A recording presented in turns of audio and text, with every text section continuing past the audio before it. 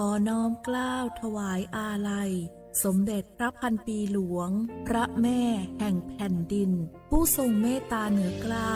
ขอพระองค์เสด็จสู่สวรรคาลัยข้าพระพุทธเจ้าข้าราชการและเจ้าหน้าที่สถานีวิทยุกระจายเสียงแห่งประเทศไทยจังหวัดเชียงใหม่กรมประชาสัมพันธ์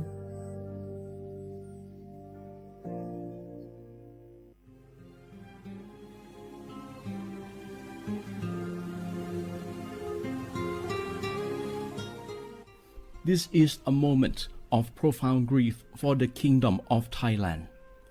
We, the collective voices of Radio Thailand Chiang Mai, join the Thai nation in mourning the passing of our beloved Queen Martha, Her Majesty Queen Sirikit. Her life was a testament to the unwavering service, grace, and deep love for the Thai people. Our humble condolences and thoughts are with His Majesty the King, the royal family, and all the Thai people during this deeply sorrowful time. We will remember her forever.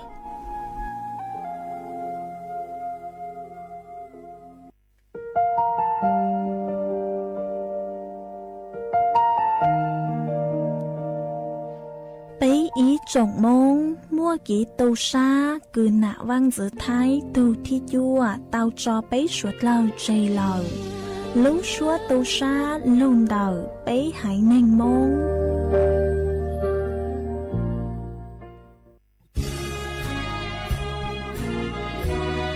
พระบารมีปกเกล้าเพื่อปวงชนชาวไทยจากพระราชกรณียกิจนานับประการที่พระบาทสมเด็จพระเจ้าอยู่หัวและพระบรมวงศานุวงศ์ทรงทุ่มเทพระวรกายทรงงานอย่างไม่เหน็ดเหนื่อยเพื่อประโยชน์สุขของประสบนิกรจากโครงการหลวงสู่การพัฒนาแหล่งน้ำส่งเสริมการศึกษาและด้านสาธารณสุขที่มุ่งเน้นการพึ่งพาตนเองและการพัฒนาอย่างยั่งยืนทุกย่างพระบาทคือการทรงงานทุกพระราชดำริคือพลังแห่งการพัฒนาเพราะประชาชนคือหัวใจของแผ่นดินร่วมเสริมสร้างความรักในสถาบันหลักของชาติโดยสำนักงานประชาสัมพันธ์ที่ 3 กรมประชาสัมพันธ์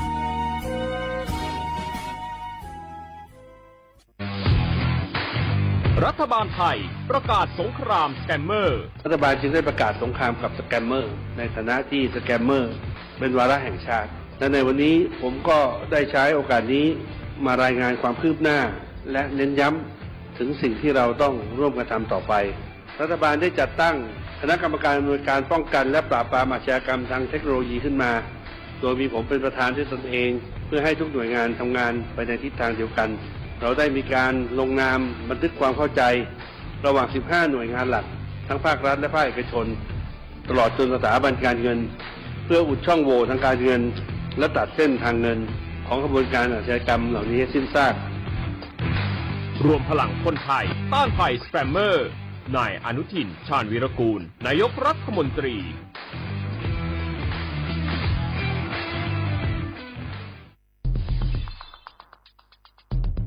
แค่3 ปีความเสียหายจากอาชญากรรมไซเบอร์ของคนไทยพุ่งทะลุถึง 94,000 ล้านบาทหรือเฉลี่ยปีละ 30,000 ล้านบาททุก1 ชั่วโมงเราเสียเงินกว่า 3.4 ล้านบาทให้กับมิจฉาชีพออนไลน์โจรไม่เห็นใจคนอาชีพไหนอายุเท่าไหร่สถานะทางการเงินแบบใดหมอพ่อค้านักธุรกิจนักเรียนแม่บ้านข้าราชการเกษียณทุกคนตกเป็นเหยื่อได้เสมอและวันหนึ่งอาจเป็นคุณหรือคนที่คุณรักเพราะจุดอ่อนร่วมของเหยื่อคือความเร่งรีบขาดสติหรือแม้แต่บางครั้งก็เกิดความโลภจนเกินไปอย่าปล่อยให้การกดคลิกเดียวลิงก์เดียวทำให้โจรยิ้มกว้างวันนี้ถึงเวลาแล้วที่คนไทยทุกคนจะต้องร่วมมือกันสร้างภูมิคุ้มกันอาชญากรรมไซเบอร์ช่วยกันหยุดก่อนที่ภัยไซเบอร์จะทำให้คนที่คุณรักและตัวคุณเองกลายเป็นเหยื่อ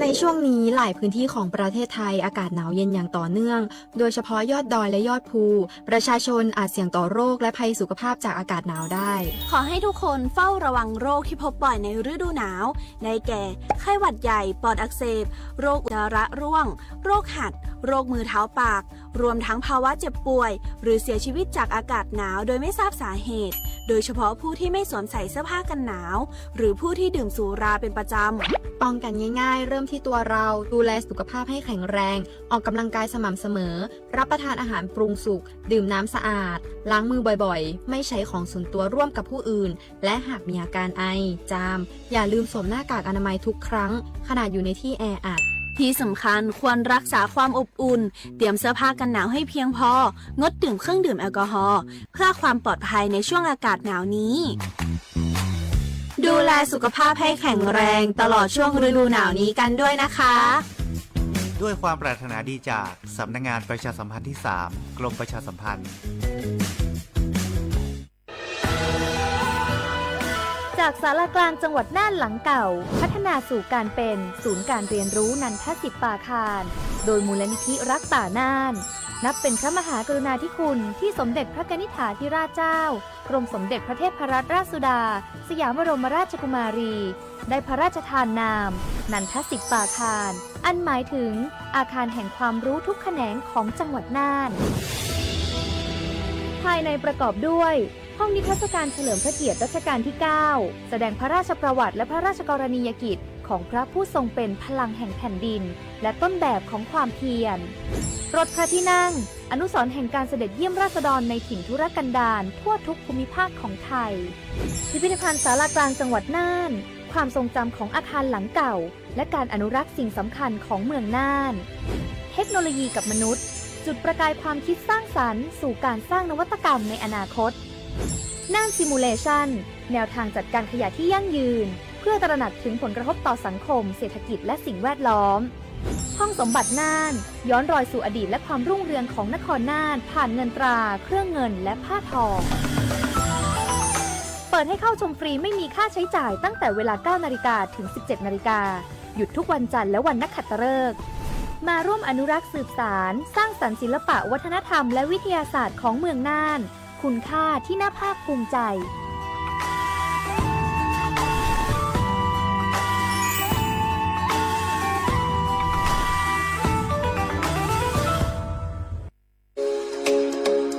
พลังในมือคุณคือพลังของประชาธิปไตยเชิญชวนคนไทยออกไปใช้สิทธิ์เลือกตั้งสมาชิกสภาผู้แทนราษฎรวันอาทิตย์ที่ 8 กุมภาพันธ์ 2569 เวลาตั้งแต่ 8 นาฬิกาจนถึง 17 นาฬิกาณ หน่วยเลือกตั้งที่ท่านมีชื่อสำหรับผู้ไม่สะดวกในวันเลือกตั้งสามารถใช้สิทธิ์เลือกตั้งล่วงหน้าได้ในวันอาทิตย์ที่ 1 กุมภาพันธ์ 2569 ลงทะเบียนตั้งแต่วันนี้ถึงวันที่ 5 มกราคม 2569 ผ่านช่องทางออนไลน์ทางไปรษณีย์หรือยื่นด้วยตนเองตามหน่วยงานที่กำหนดดาวน์โหลดแอปพลิเคชัน Smart Vote หรือดูข้อมูลเลือกตั้งผ่านเว็บไซต์สำนักงานคณะกรรมการการเลือกตั้ง www.ect.go.th สายด่วนที่กกต. 1444เสียงของประชาชนคือหัวใจของประชาธิปไตย 8 กุมภาพันธ์ 2569 ก้าวสำคัญของคนไทยทุกคน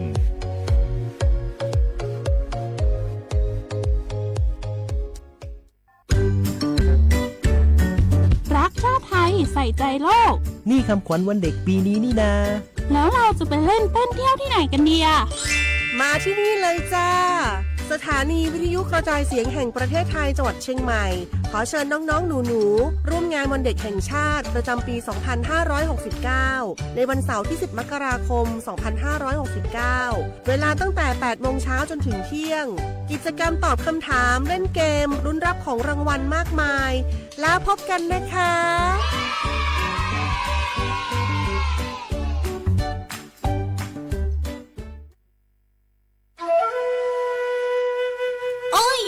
cho băng phố á ôn PM ó chuột chứ cho cán lưu lờ đau há ác họ mua cơ lê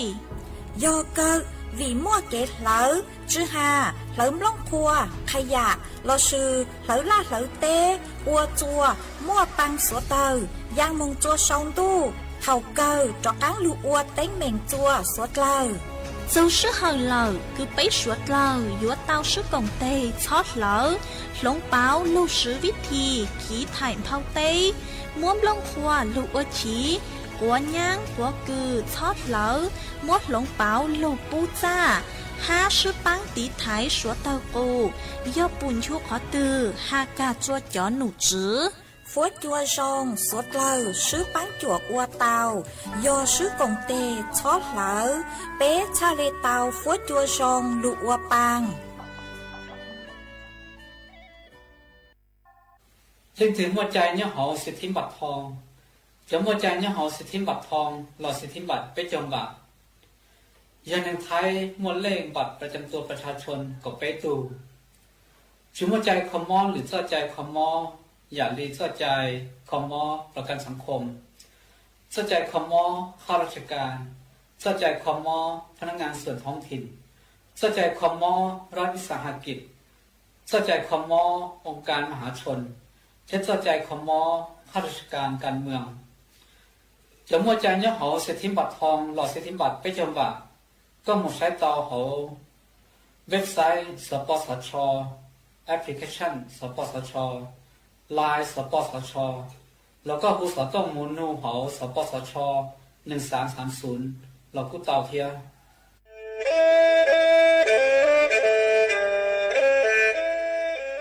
จอนูจื้อคณะรัฐมนตรีเตามั่วมติเถานุติเน่งเก่าจั่วลูกเก่าคลีนดู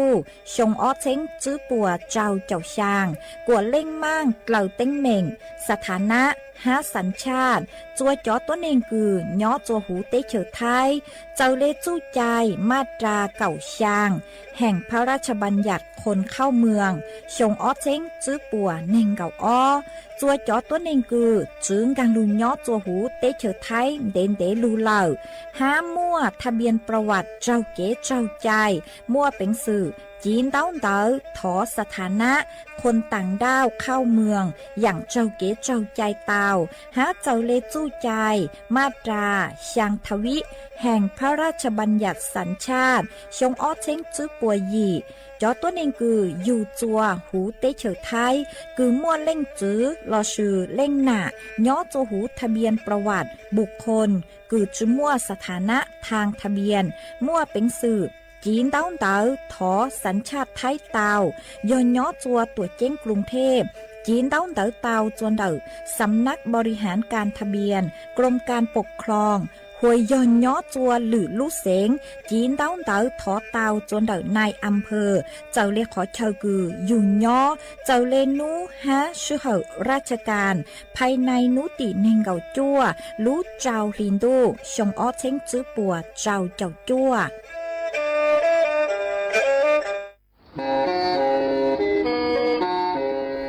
เล่งตือสังเกงโฆษณาจวนเต่าสุต้องจัวสังชัวหูเต้เชอไทยเต่าลู่เสียงแจ้งใหม่คือยอขอเชอมัวเก๋เป้ารูเก๋ฉีฟางนอนรอเต่าทรงเหงสัญญาณมงเต่าเกล้ท่องเปล่าหูลู่เสียงแจ้งใหม่ยอเล่งตือสังเกงนัวหลอนงตัวเต่าจวนเต่าสุต้องจัวสังชัวหูเต้เชอไทยเต่าลู่เสียงแจ้งใหม่จวนเต่าตุงเบอร์สุต้องศูนย์จื้อแปอ้อช่างเจ้าศูนย์เจ้าหยี่หล่อชื่อศูนย์จั่วอ้อเปล่าเจ้าหยี่จื้อช่างจั่ว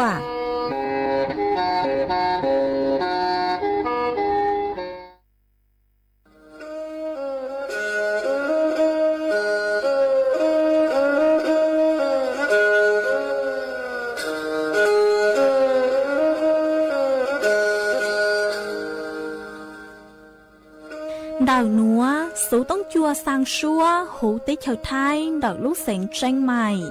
ลูกชื่อเหอฮาลูมงอีนูไปหาอ้อจา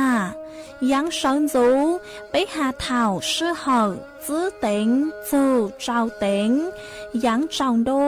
ไปหาเถ่าชื่อเหอเก่าช่างเต็งจูเก่าหยี่เต็งช่างเต่าดาวช่าง AM เก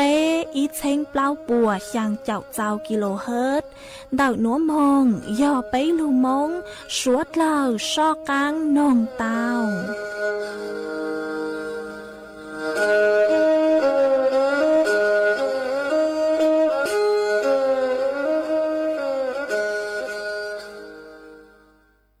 rong ý trong nạt dự cứ tin ninh trang suốt lâu màn đậu núa cú bao nhà sỉnh hàng rong xa trọc canh chôn đủ số tống chua halumong đậu lút sỉnh tranh mày tuôn giữ ý trong nạt dự cứ tin ninh trang suốt lâu mà ôn đây núa chạy yốt thở ý trong nạt dự cứ tin ninh trang suốt lâu cứ mình gang lưu sái hang gang lưu nông nhót số hú page Facebook mà thọ của mê bắnกดไลค์กดแชร์อีแหล่งอีแชร์ปู้จัวเพจสวท AM อีเช้งเปล่าปัวยังเจ้าเจ้ากิโลเฮิรตซ์มากูอดเจ้าดาวจัวไม่สวดเลยคือไม่ปังเชิงรังสู่ต้องจัวฮัลโลมงเดาลูกเสียงแจ้งใหม่อ๋อ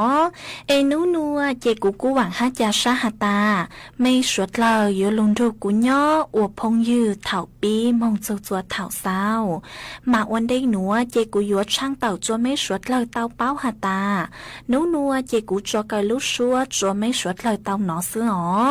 เอยอฮาตากูชิย่อจวนดักสู่ต้องจัวเลยเจยัวจื้อมัวเล่งที่ลูกใจไม่เล่งสู่ต้อง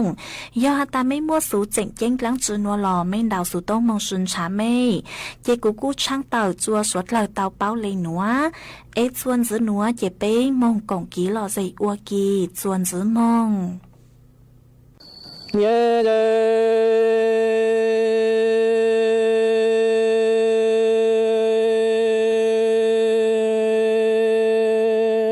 khó xe qua lừa bảo li nó mà đủ tê ở lá tê mong vì nhớ trong đủ sĩ trong lê lù lia cho kê đê mù qua lừa nó nghĩa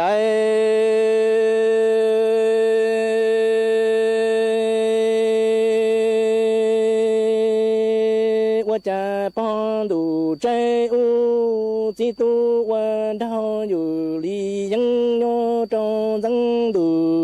sa đạo u e yuan ho cu nhà thái li đỡ cổ lu mê bà ta xuôi cứ chia ô tu ru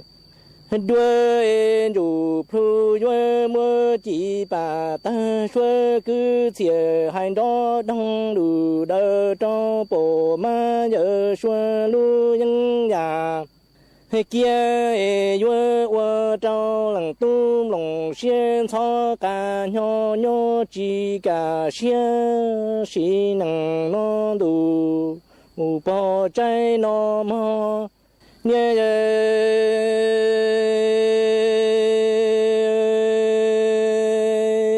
chỉ tu yuan qua đauอยู่lại li yang nhon tăng đủ tê chờ sa đậu y yuan mu bỏ cu nhà thái lu mê chế mồ sa yuan mu wa yo lợi sơ vơ dân cho chỉ bà ta xuôi cứ chia đó đông đủ li đa cho bộ ma giờ xuôi nhân nhà cứ yuan wa cho lòng tu li cu lòng xiên cho nhủ nhỏ mu cho lòng chư ma mong lòng tu lu giàu ya yuan chỉ kia lòng tu lo yuan ca cứ ru cho mu cho lòng tu pro cho yin du xiên tie tie lu chạy mà xuân đi tên đi tơ nhỏ ni mu thâu lu nhung to cho lần lia lần chỉ bà chế bê cháu trả lo lần to lo cho chỉ tu mà li cho kia lu trên gà thâu tu li cu lo thọ cổ我是多的主力者，母亲人找不满有说给谁不愿容忍，都不叫一种只容力不都把债务到报告都没住。bà đua sư bà phu la nhủ li nhua trâu bộ ma giờ xua lu dân già kia mong khó xe mù qua lùa nó tia ồ nghe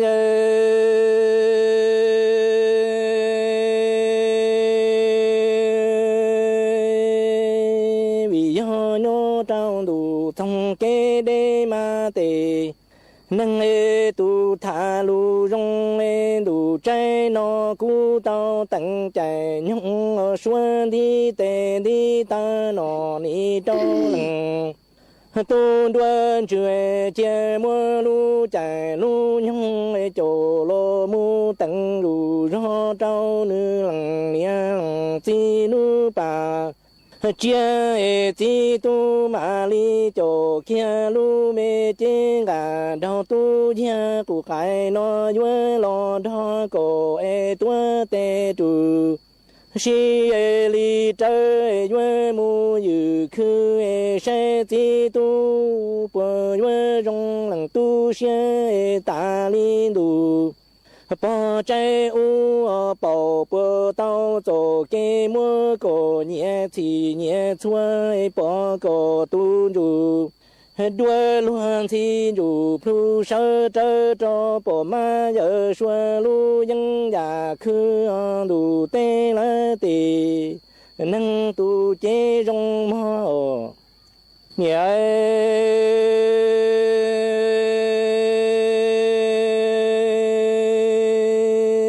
rau nó lu chạy tư rong chạy lu nhung tuổi lo rong nhung nhung nó tao sơ lo bia dù li dân đó cổ lo qua kê chơi mơ tuổi cổ tê li trơ mà li mù tuổi tê trụ trơ thả lu tụ tan chia rong cổ mù nó ta bò mà giờ xua y plua mò chế để cu nhớ để qua lùa lu chế chia ra tư chỉ rong thao đủ chia liên thu lo sẽ chỉ tu mà li qua ra qua dân hai mưa kinh cầu lo hai chùa pha cho lo ta pha tuổi chơi lo thu sẽ qua mùa in hông tư cổ lu trên cầu sư chỉ cho cái qua cả tu lu trên cả thao tu nó lo qua cổ tu lu mong khó xe mù qua lừa nó theo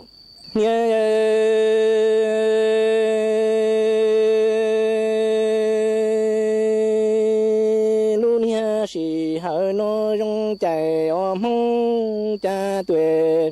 nông nó cho rong nhung tao lo đó cổ sơ qua kê đủ cả đại mà lỡ tề nâng tuổi thả lu rong xe vua tuổi cổ tề y rau thả tụ ta qua nhà giàu ca dân trên trong cổ mù nó ta bỏ mà giờ xua đĩa mi mò đi chia on chế lỡ để cho lo ti tu lu chế gà đào tu tu chỉ rong đào lo tu yo ta ra ta cho hai ta nu tuổi nhớ thâu mò sẽ ti tu cu nhà sai mà li cho mi bà ta xua cứ chia on yo xua lu qua chùa pha cầu tăng lo ta sẽ bỏ mùa y nô tư nữ chỉ cho cái mùa y mò tư bùa cả lu mê chế rằng ra rong rong đầu liên đỡ cổ cho lo bư đa lù lùa cho lằng tu lu su thia cho lằng tu y lằng do na đủ tê lơ tì sai mong mò mi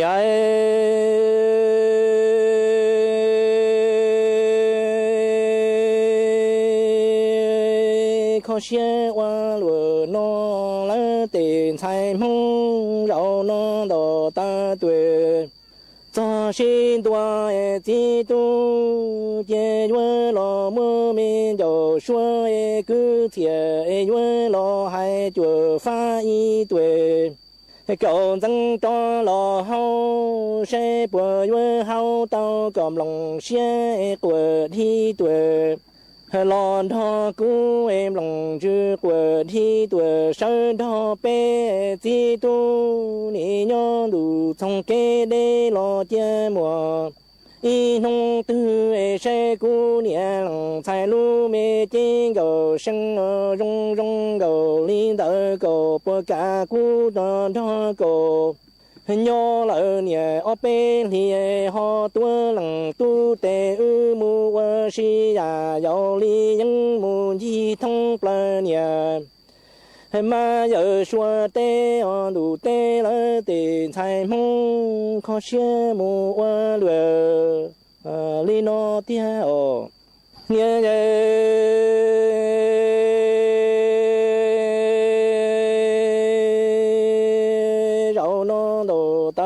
xuôi những cho đồng tê nó xa ta lù lùi cho ta tê nó chi tu yue wo bà ta xuôi cứ chia yue lo wo chùa pha cho lo hay pha tuổi cho lo ta sẽ bùa hay tao chỉ cú nhà thay ni đợi cô ye plơ cho yi du plơ sẽ bùa mùa y nông tòn để nó mua cổ bùa nhớ cả cho lu mê chế mồ sa rong rong gầu linh đỡ cổ cú nhớ lo đó cổ nhỏ nhà ở bên thì cổ ho cái nó lằng tu li cú tê ư mơ kinh gầu kinh đau mùa si thông plơ cho địa tê bộ ma giờ xua xó trò chơi nó tê xua nhỏ lu là săng song đua trong địa tê dân di đại mê lòng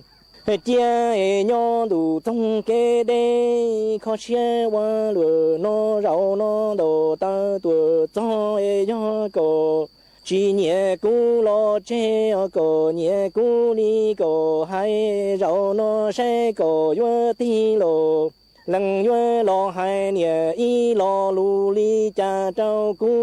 cú lo cho trồng tê nó cả thu ru yue mu chia đời tao lần tu li cú tổ nhẹ kế qua lần nhon thắng đủ đầu cơ trồng đi mu nhua xia o moส่วนจะหนัวเจกุยมออีจ้างสื่อคือเจ้าหนูจือป้วยอยู่ว่าเครู้สวนสัตว์จัวจะต้นแห่งไทยกางเต่าเล้าจื้อหนูวากี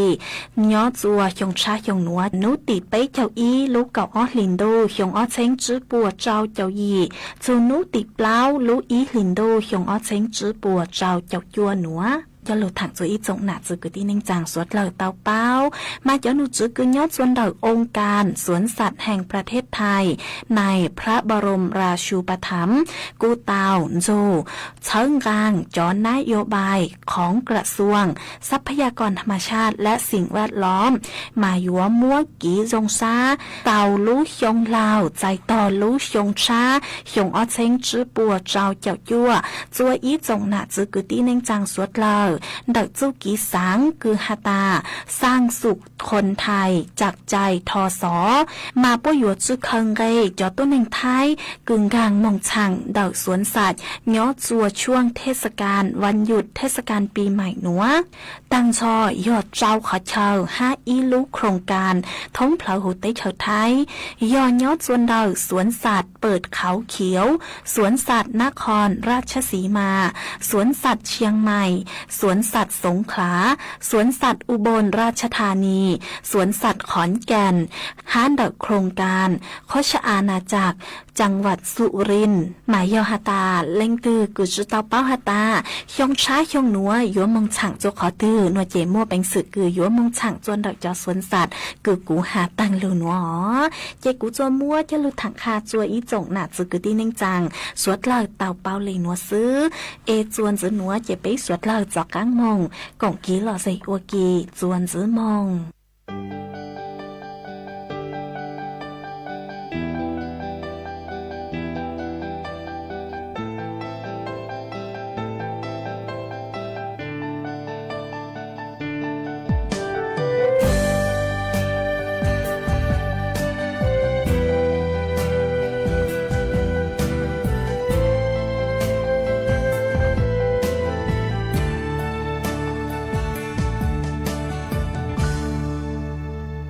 假的做了家，我到海去。tê yo nhỏ wa kê yo shi lu đã khó chân nó có yo trở lo ở lên nhỏ yo chỉ xin dài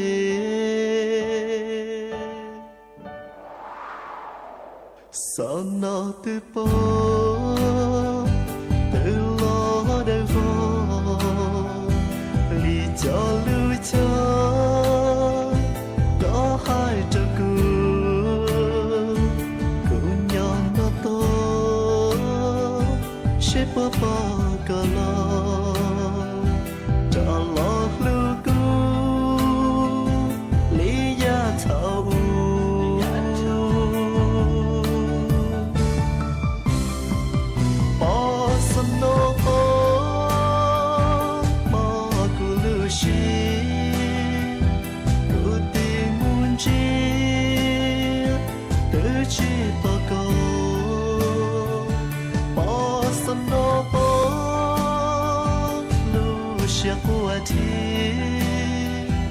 nhỏ cho hơi có tiếc lưu cu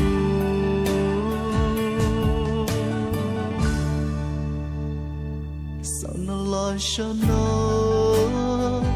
lưu cu mà lo có qua trên gió sao cu lỡ sao nó lo cho nó trên tàu có ai khía đâu có tiếc cũ gió gió có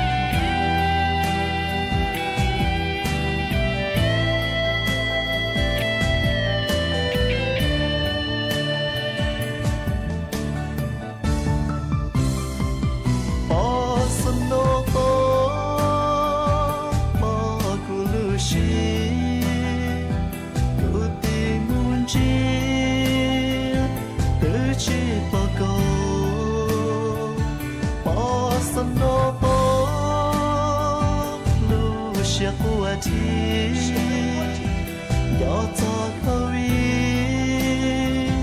có tiếc lưu cu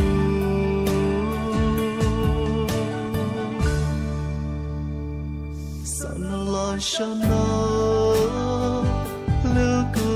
mà lo có qua trên gió gió cu lỡ sao nó lo cho nó trên tàu có ai khía đâu có tiếc cũ gió gió có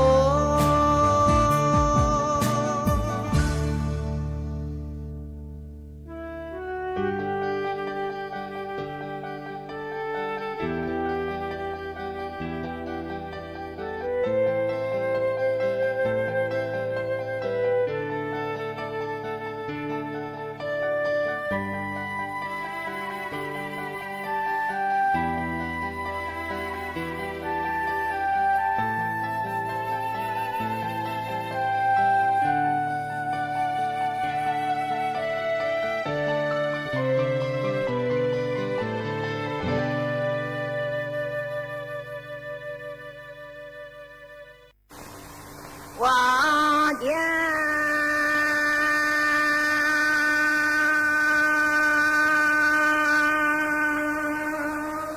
mấy kia mùa già đi cha cha là nhớ chỉ chủ ấy là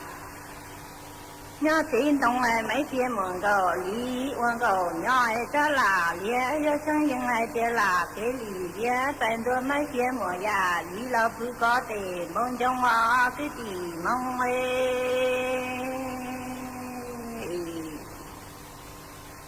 我家。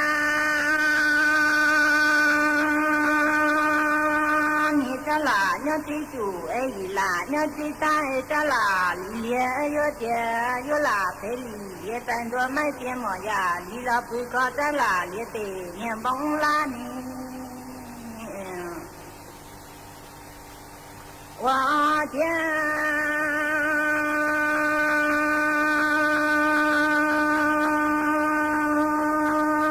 mấy tiền mỏ ya lìa quan cầu nhỏ là nhẹ lòng lúa chua cha lì đỏ tao cha là lìa trên chua chua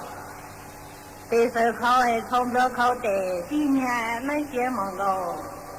mấy chia mỏ già lì là trên đầu linh chia quân đầu lì những khâu còn nhẹ có một tí nhau lúa chua cha lì đỏ tao cha là lìa trên lìa chua tê sơ khâu hay không được khâu tê xin đùa mấy kia mỏ già lý ní là tên đầu linh đùa mấy kia mỏ già lý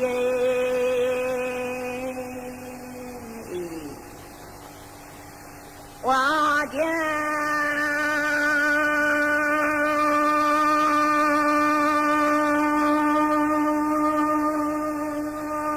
ta tớ cá nồng tớ tao xin tháo lần lòng chê chúng nó mấy kia mùa già lý mùa tu mùa khi đời tổng trong tí nông tí hoa gia cha là lia là tê linh đua thiên nhẹ mê yếu thế mấy kia mùa già lý nông tán đi phê cầu tới tỏ chồng ê phê tỏ lò tới tỏ dễ mấy kia mùa già lý cha cha sợ nhớ tí chủ ấy là nhớ tí ta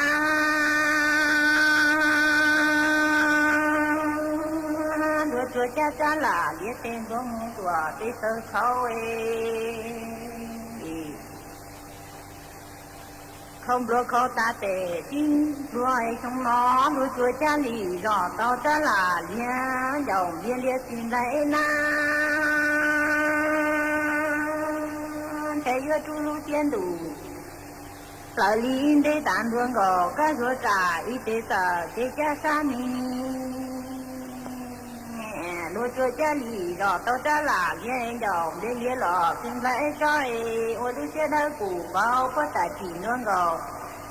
các ruột thế sở thế cha con thơ bà ô tế chế chi ô lâu trâu chứ chi mỏ già lý chi bao ở chứ là lý ya sa ôn chồng du yên điên giàu yo mấy chi mỏ già đi thà bà ô lâu trâu chi ô tế chế thiên chi mỏ già lý chi bao chứ là lý ya sa ô sẽ đủ tủ chi yên điên mẹ cứ chỉ mong mình ca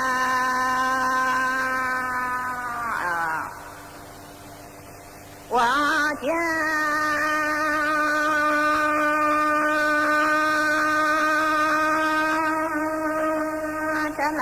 chỉ bong gò non gò do la trồng tay trong non gò nó ya ta tề chỉ là do đó là ye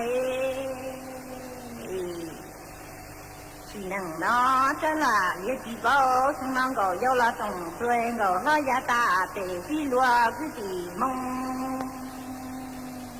cha trung gò nó đôi tiền ở kia gò giáo dục anh chị đúng mà nông ta để xin kia cha trung gò lo cho tiền ở lon gò giáo những anh chị đúng mà nông ta để xin cái gì mong cha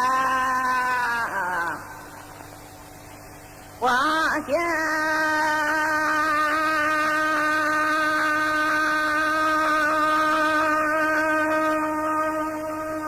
cha là gì cái gì là lý làm thân răng mi khoa tỏ khoa bây giờ cha chúa cha lì đỏ tao cha là như lầu tê tuân đây mừng tay trong nó chia là lý chín tuân tân ấy yêu trong gò nó đã bỏ na nè số tê sống hoa hữu lò tí chúng ta cứ chỉ mong mừng cha 家罗做家里绕到家哪里走对端的门出去哪里金川正来兄弟也装进寂寞把利用过大皮的宝马你说的生活娱乐弟兄说最寂寞我家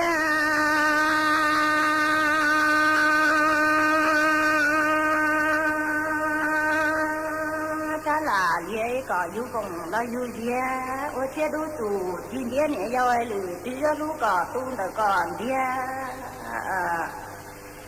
家哪里些今年中来有功劳有钱，我且都做，今天你要来路，只要路个懂得干的，家哪里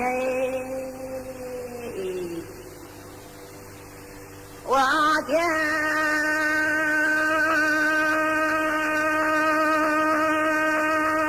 天寂寞巴黎，寂寞都我从了站着几多，得从站着那天子哎。天寂寞巴黎，几多我现在不包了，都搞都嘛一弄哎，我说了家乡哎搞都离了家来生死，天寂寞巴黎，站着几多，得从站着那天走哎，咋啦？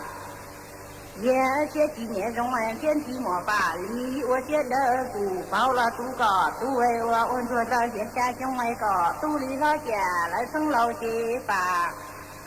那农工作在哪也去做茶，农的中间他后边还都在哪也在过那所有自己梦。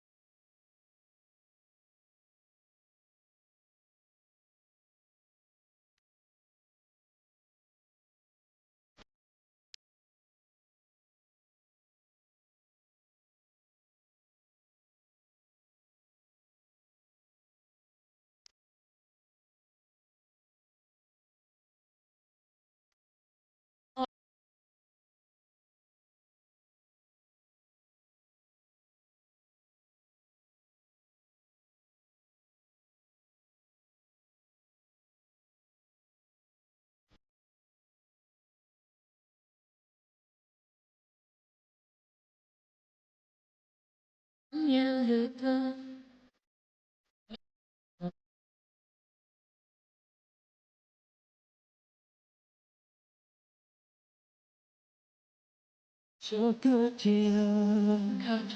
cho cơ chiều ngày đời hey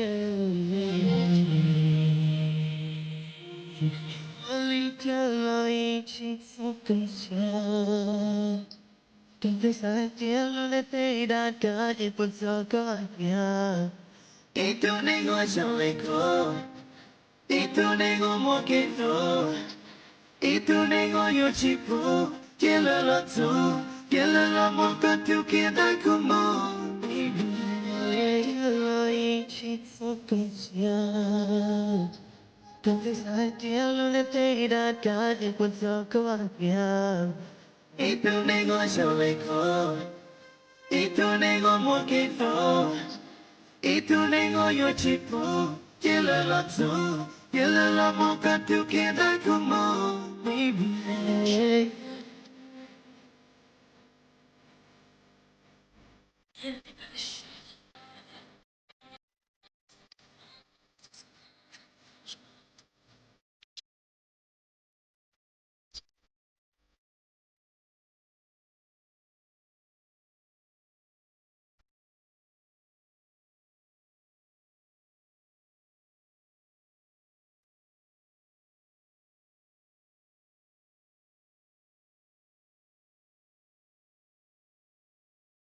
我离家了，一起走个线，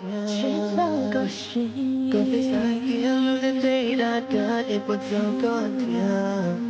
Itu nego chaleko, itu nego moketo, itu nego yo chipu, chila lanzo, chila la moka tu kita kumo. Baby, 家了一起走个线，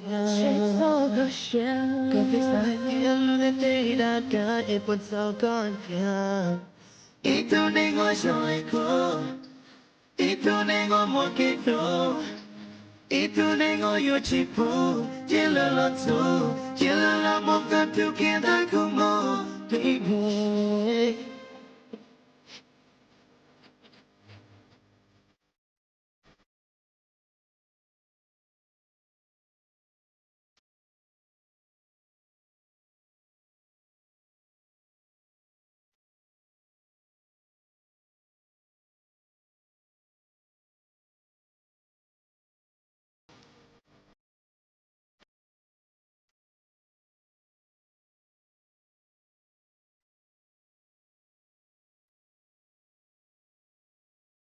You only tell each other, 可惜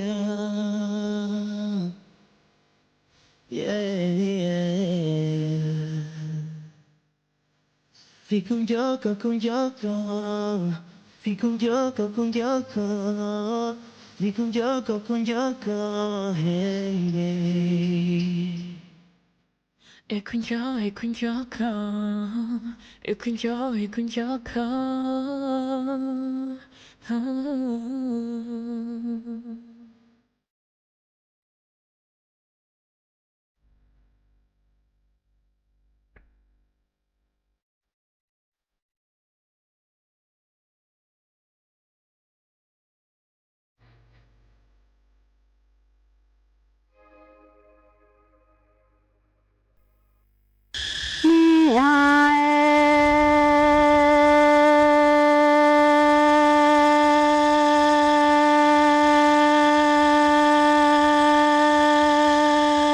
Sa mi yang phong dư tu mi loa đau mong ni hoa gầu hoa thâu rong hoa loa nó cú sa rò tia ư tò mi kê xin cho chê khan đủ khứ nó có thiệt do tu cú cho cú thiệt do tu có lu lo cha ta li nó trên gò li quang gò to có to gì chẳng đủ li nó có chi quang giò khi lu hoa cú thiền thay trả lu mi trên gò rong li tê bà lo lu chi tờ thơ lo hoa tờ cô li tàu ca cử dù dân lu mi trên gò mu đà trong lo hoa đua tu lo cú dân cho dù trong lu mi chạy thở hoa kê tua tê trụ tớ mu cơ trụ cơ chi lặng tu ni lo rau trụ chờ sau lê pu mò nhai.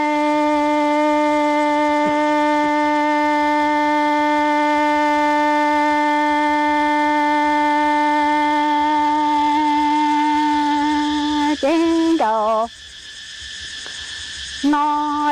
ư nì oan gầu oan thâu rong qua lúa nó yo mong xì nằng nó can đủ cứ nó chê cú thiệt li ho tu cò lu con đủ kha cò yo tu cú cho ư cho cái loan gầu loan thâu trên đua nông vơ kê lo mong đủ tha chua chua mong lo cha có tư chi khi giàu lúa lúa hai tuổi có khó khó cú thiệt trái tí chủ trư cha có lá đà đà ma cú cho rong li lu bà lo lu chi thơ răng chủ thơ lo chi tua có thiệt to chữ trồng lỡ hoa nhá chơi tròn đua lò cho ý cho họ mong là đăng chi tao chế đầu lo ta lo hà trăng cho ư tỏ mi kế thâu quan gầu quan thâu ư nì mu cờ tù thiên cờ chi o lăng rõ y lu trồng nho y lu to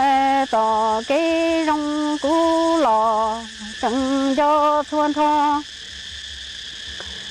nhà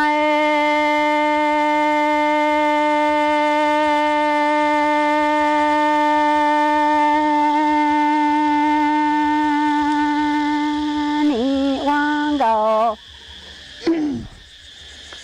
rau hay rong lúa nó mong lằng tu tu mi giờ rong tu cú lu lo đà đăng chi tao cú chế tiề ra tư mùng ua nhà ta cú mình do rong cỏ tu mi cú chia xây cỏ ni chỉ qua tao gò mong tu mi chia pa đà đăng chi tao cú chế gò chế chia mong bò giờ lỡ ta ra cú yo mừng qua lu nằng nhớ sẽ qua chỉ chia mò cò nhớ cò chỉ do cú lỡ lo mò cho mi cái xí lu hậu cò lòng mi xe lư cò ya sa ta yo cò cho cú bảo có hay lo chủ thiên đỡ tơ tia có tu loan gầu thoa chi mòa ra ôm ha nhai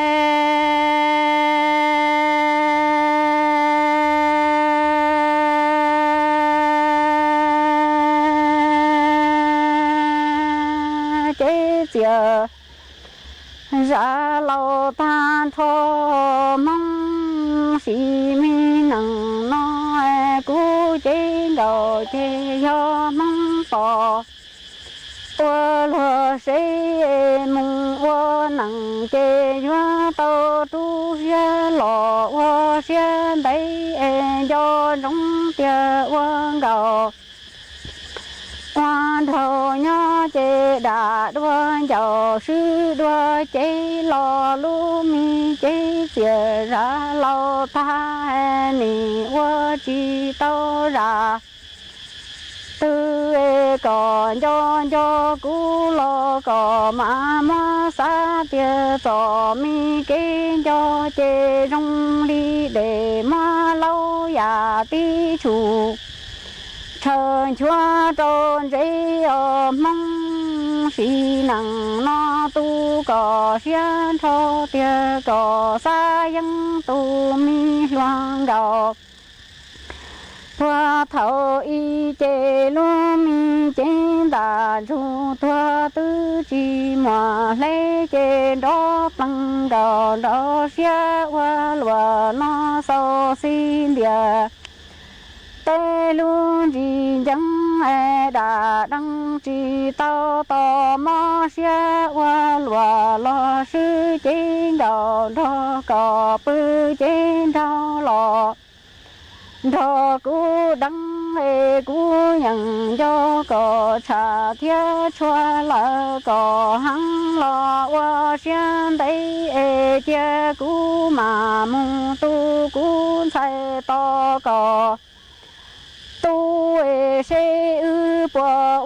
bỏ chua yơ chua mò cái lo si chăng mò ý trọng nạt giữ cứ tin nên chẳng xuất lờ lúc sư hỏi cú tăng lờ chỉ cú dọn giải ý trọng nạt giữ cứ tin nên chẳng xuất lờ lên nụ sư bế mạng cho cắn lù xuân rứt lùa chuẩn đợi đủ số tông chua hà lù mông đợi lúc sành tranh mài tàu chuột chuột nô ý nô bế hạ ó ra giáng sống dấu do thảo giữ tính dù trao tính giáng trong đô do thảo cậu giang tính dù cậu dị tính nô nùa chỉ cú yuan dạy mấy mong lên nó lợi xứ ý thọ cho của mấy chuột chúa lên chuột đầu chuẩn giữ cho kỹ nó cắn nhó rồng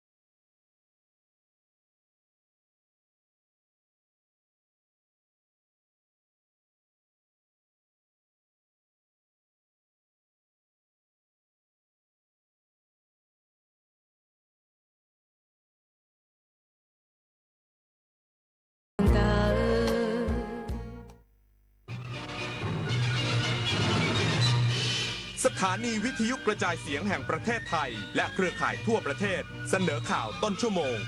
รู้เร็วรู้จริงเกาะติดทุกสถานการณ์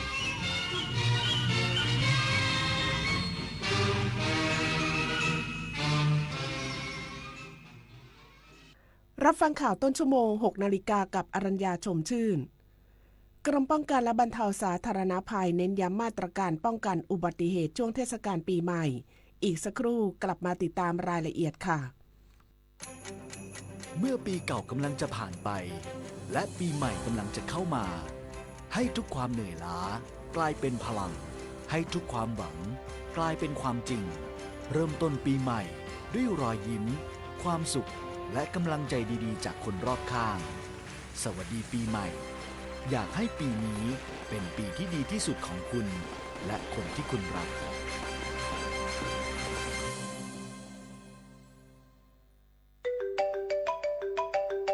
ฮัลโหลว่าไงเพื่อนกำลังขับรถอยู่เลยนะนี่จะขึ้นทางด่วนแล้วนะ นี่คุณขับไปคุยไปจับพวงมาลัยมือเดียวแบบเนี้ยเดี๋ยวก็เกิดอุบัติเหตุหรอกรู้ไหมคุยโทรศัพท์เวลาขับรถเนี่ยเสี่ยงเกิดอุบัติเหตุมากกว่าปกติ5 เท่าเลยนะคะไหนจะเสียสมาธิปฏิกิริยาตอบสนองก็ช้าลงจะเหยียบเบรกจะบังคับพวงมาลัยเวลาเกิดเหตุฉุกเฉินก็จะช้าลงกว่าปกติ 0.5 วินาทีเลยนะคะคุณ